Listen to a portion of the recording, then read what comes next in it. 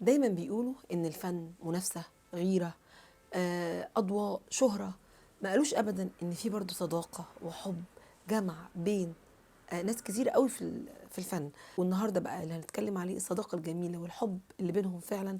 احمد رمزي وعبد الحليم قد ايه جمعهم حب وصداقه فعلا باينه جدا، حتى في تمثيلهم في الافلام باين قوي ان هم فعلا حبايب واصدقاء واصحاب. واحد كان شقي جدا ودمه خفيف، وواحد صوته جميل وبيداوي كل الجروح وكل المحبين بتحب تسمعه. اتقابلوا مع بعض في فيلم أيامنا الحلوة، وفي أفلام كتيرة هنتكلم عليها دلوقتي. بس قبل ما نبدأ الفيديو نسمي الله ونصلي على رسول الله. معاكم أمل في أعز الناس، ويلا بينا على الفيديو.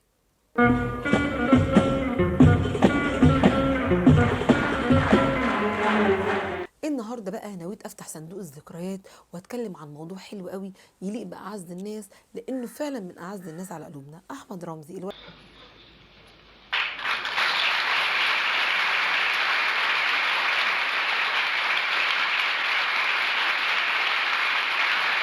الشقي المحبوب اللي كان وقتها نجم الجيل، وكمان محبوب الشباب والبنات، وكل الولاد كانت بتقلده. يفتح قميصه بعفويه جدا، مش قاصد اي حاجه، هو بيعمل كده تلقائي. ايه حكايه القميص اللي انت دايما فاتحه ده؟ يا حبيبي انا مش فاهم ايه حكايه القميص دي، اللي زرار من فوق وزرار من تحت وبتاع مش عارف كل واحد عمال يكتب لي شويه. يعني ايه فيها ايه دي؟ انت مش شايف ان انت في حاجه مضايقاكي؟ غريبه؟ لا يعني انا شايف ان هي حاجه غريبه شويه، والسلسله كمان. السلسله؟ لا السلسله دي حاجه بقى شخصيه يعني. دي حاجه لطيفه قوي على خرزه زرقاء. لكن اتاخدت عليه، ودايما كانوا يقولوا له انت على طول كده فاتح قميصك، يقول لهم عادي يعني الجو حر. احمد رمزي كان بيحب عبد الحليم قوي، وكان عامل حلقات اسمها الاستاذ والتلميذ اللي كان بيقدمها الفنان الكبير احمد السقا، وكان بيحكي ذكرياته مع عبد الحليم. ومن خلال كده وانا بسمع كلامه عن عبد الحليم، بحس ان هو عبد الحليم فعلا كان مقرب للعيله كمان بتاعتهم، لانه كان بيقول ان والدتي احمد رمزي كانت بتقول الشاب المسكين ده يعني تعبان قوي، ده كده مش هيعيش يعني اقصى عمر ليه مثلا 28 سنه. بيقول كانت دايما والدتي تقول كده عليه من كتر ما هي شايفاه تعبان ومرضه كان صعب. لكن عبد الحليم قدر ان ربنا يطول في عمره لضعف العمر ده، سبحان الله. يعني اصراره وحبه للحياه ومش تركيزه الجامد على المرض خلى ربنا يطول في عمره ويفضل معانا عشان يعمل لنا كل الافلام والاغاني الحلوه اللي احنا بنسمعها ونشوفها دلوقتي. فعمل مع عبد الحليم ايامنا الحلوه، وكانوا فعلا ثلاثي جميل قوي، احمد رمزي وعمر الشريف، والفيلم فعلا قصه جميله.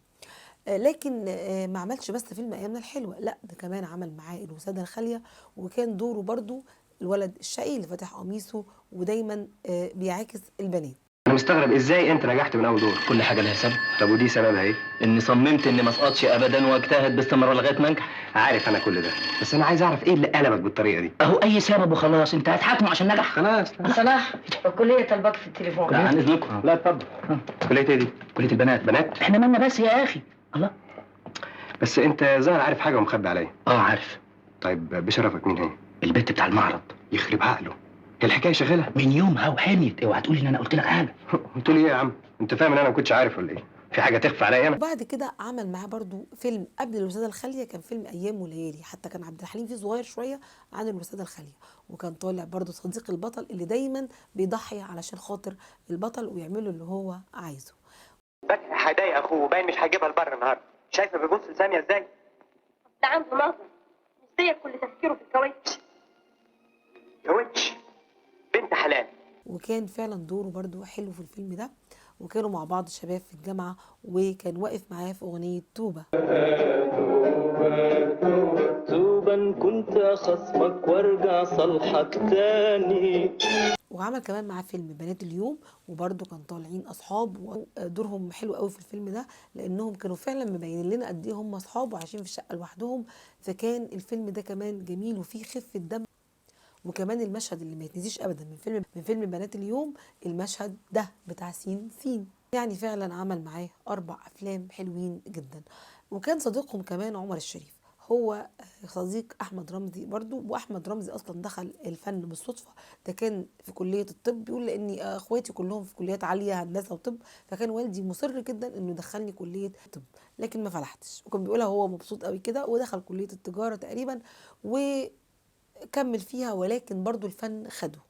فهو دخل الفن بالصدفة لما كان مع عمر الشريف في مكان وشافوا المخرج حلمي حليم، وكان بيدور على وجوه جديدة لفيلم أيامنا الحلوة. وفعلا كان وقتها أحمد رمزي وعبد الحليم وجوه جديدة في الفيلم ده، وعملوه ببراعة. ولما عرض عليه حلمي حليم انه يمثل الفيلم ده قال له انا مش بمثل، راح عمر الشريف قال له لا وماله، تعالى مثل معانا. وده اللي خلاه يتشجع ان صديقه في الفيلم عمر الشريف. ففعلا هنا علاقه الصداقه كانت صداقه كبيره وحب كبير بينهم وكيمياء رهيبه جدا. واحمد رمزي فعلا كان دخوله السينما بالصدفه البحته، لان هو كان ملوش في الحوار ده خالص ولا عايزه، ولكن شوفوا بقى نجم كبير مشهور ليه اسمه وطلته علينا في السينما طله جميله جدا. عمري ما هنسى ست زينات صدقي. المفروض بيدوني في الشوت قميص واخش اقول والنبي يا ست زنوبه تثبتي لي على الزرار ده. فاحنا عملنا البروفا. احنا طبعا اول ما انت بتمثل شخصيه ايه بقى؟ الولد اللي عايش، هي كانت بتاخد، احنا 3 طلبه عايشين على سطح بيت وهي بتاخد بالها مننا يعني. كويس، صاحبه البيت حاجه زي كده. فبتخيط لنا الزراير والحاجات دي. فدخلت والنبي يا ست زنوبه تثبتي لي على الزرار ده. فأحمد رمزي اتولد في اسكندرية سنة 1930. عبد الحليم مولود 1929، يعني في فرق بينهم سنة واحدة، وكان باين قوي ان هم متقربين قوي في السن يعني. وكان والده دكتور ووالدته ست اسكتلندية، عشان كده هو في طابع مصري كده على طابع غربي شوية، ولكن هو احتفظ بالملامح المصرية الأصيلة. هو درس في مدرسة فيكتوريا كوليدج اللي فيها عمر الشريف معاه، لأن هو كان صديقه من أيام الدراسة. ولكن بدأ بقى زي ما قلنا كده قصته الشهيرة ان هو ازاي اكتشف وازاي دخل مجال التمثيل، وفضل بقى يعمل افلام كتيرة جدا مع سعاد حسني وفاتن حمامة.